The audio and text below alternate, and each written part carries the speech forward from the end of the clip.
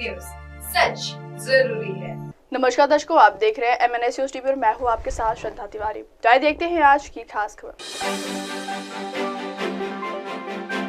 जलगांव के लिए लाभकारी साबित हुआ बजट 2025-26।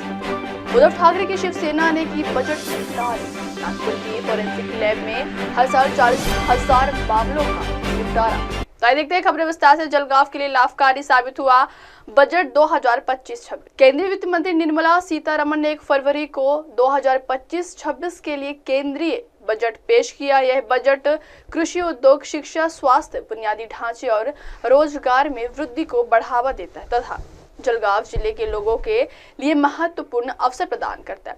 साल 2025-26 का बजट जलगांव जिले के किसानों, उद्यमियों, छात्रों और आम नागरिकों के लिए विकास के अवसर पैदा करने के बारे में खास है। जिले के कृषि, उद्योग, बुनियादी ढांचे, शिक्षा और स्वास्थ्य क्षेत्रों के विकास के लिए योजनाओं से नागरिक लाभान्वित हो सकेंगे। पीएम मोदी धन धान्य कृषि योजना जिले में किसानों की उत्पादकता बढ़ाने और आधुनिक तकनीक का उपयोग करने के लिए जलगांव को शामिल करने की संभावना है।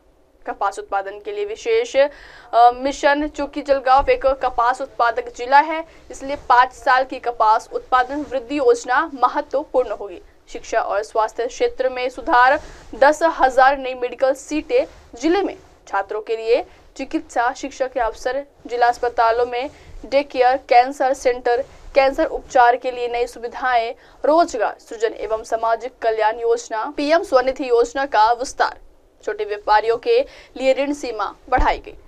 अगली खबर। उद्धव ठाकरे की शिवसेना ने की बजट की तारीफ। केंद्रीय बजट में इनकम टैक्स में छूट के ऐलान ने विपक्षी दलों को भी खुश कर दिया है। वित्त मंत्री निर्मला सीतारमण ने नौकरी पेशा और मध्यम वर्ग को बड़ी राहत दी। वित्त मंत्री ने बजट में 12 लाख रुपए तक की वार्षिक आय को पूरी तरह से आयकर से छूट देने की घोषणा की। इस ऐलान का इंडिया ब्लॉक के घटक दल विपक्षी पार्टी शिवसेना ने स्वागत किया है। उद्धव ठाकरे के नेतृत्व वाली शिवसेना की सांसद प्रियंका चतुर्वेदी ने कहा कि मध्यम वर्ग इस गूंगी बहरी सरकार से पिछले 10 साल से मांग रही थी कि उनको राहत दी जाए, लेकिन आज उसकी सुनवाई हुई है। शिवसेना सांसद प्रियंका चतुर्वेदी ने बजट के बाद अपनी प्रतिक्रिया देते हुए कहा है कि यह मध्यम वर्ग की जीत है, मुख्य रूप से इसलिए क्योंकि लोकसभा चुनाव में भाजपा 240 सीटों पर सीमित रह गई। पिछले 10 सालों से मध्यम वर्ग की यही मांग थी, आज उनकी बात सुनी गई है। बजट में 12 लाख रुपए तक कि वार्षिक आय को पूरी तरह से आयकर से छूट देने की घोषणा की तारीफ करते हुए प्रियंका चतुर्वेदी ने कहा कि मैं